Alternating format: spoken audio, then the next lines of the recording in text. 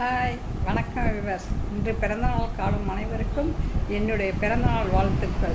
வாங்க என் ரெசிபிக்கு போகலாம். இங்கே முட்டை சாதம் எப்படி செய்யலாம்னு பார்ப்போம்.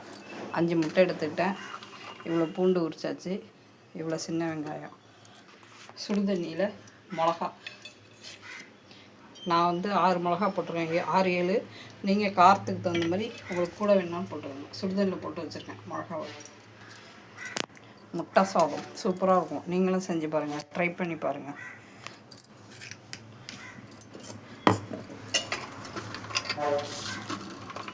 இப்போ இந்த மிக்ஸி ஜாரில் இந்த பூண்டை போடுவோம்.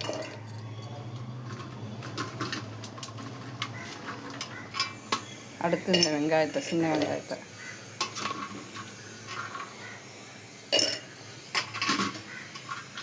இஞ்சி அரைச்சது கொஞ்சம் போட்டுக்கணும்.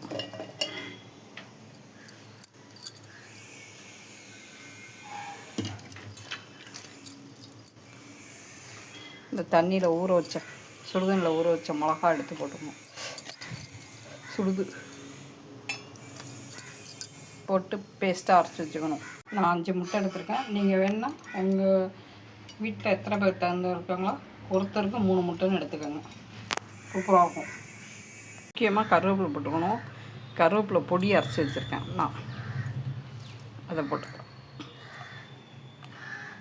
இந்த கருவேப்பிலை பொடி நிறையா கருவேப்பிலை வந்தோடனே அலசி காய வச்சு நல்லா சருகு மாதிரி இருந்தோடனே மிக்சியில் அடித்து வச்சுக்கணுங்க. கருவேப்பிலை மழை காலத்துக்கெலாம் இது சூப்பராக இருக்கும். கருவேப்பிலை போட்டுட்டேன். இப்போ இது எல்லாத்தையும் மிக்சியில் அரைச்சிக்கணும். எண்ணெய் சட்டியில் தேவையான அளவு எண்ணெயை ஊற்றியாச்சு. இப்போ அரைச்சி வச்ச விழுதை இதில் ஊற்றணும்.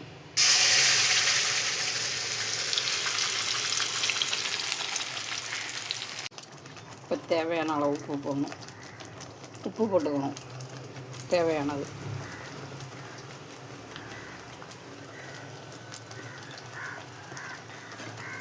நல்லா கிண்டிக்கிறோம்.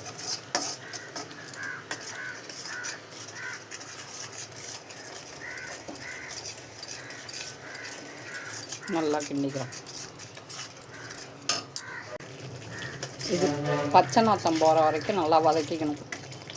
இந்த வெங்காயம், பூண்டு, காஞ்ச மிளகா, கருவேப்பிலாம் போட்டு பச்சை நாத்தம் போகிற வரைக்கும் நல்லா வதக்கணும். வதக்கிட்டு இப்போ முட்டையை உடச்சி ஊற்றணும். முட்டை பொரியலுக்கு கிண்டுவோம் பாருங்க, அந்த மாதிரி கிண்டணும். உப்பு பத்தலை கொஞ்சம் போட்டுக்கிறேன்.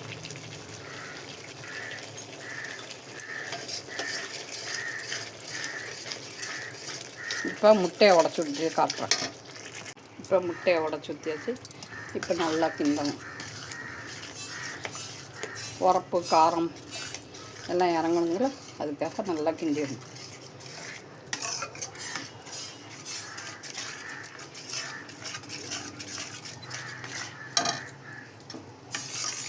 முட்டை பொரியலுக்கு எப்படி கிண்டுவோமோ அந்த கிண்டிக்கணும்.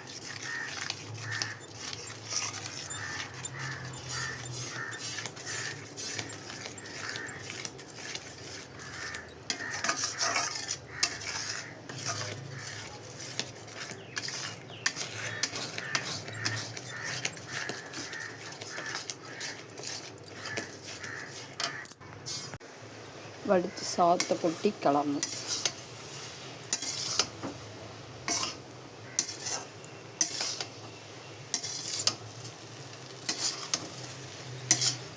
முட்டை சாதம் ரெடி. சாப்பிட்டு பாருங்கள், செம்ம சூப்பராக இருக்கும். இதில் வேணால் கேசரி கலர் போட்டுக்கலாம். நான் கலர் போடல. முட்டை சாதம். முட்டை சாதத்துக்கு மணத்த தக்காளி கூட்டு,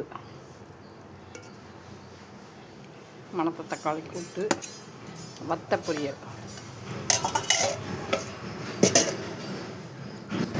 அரிசி வடம், இதுக்கு சாதம் தட்டுக்க, ஊறுகாய் வேணாலும் வச்சுக்கலாம்.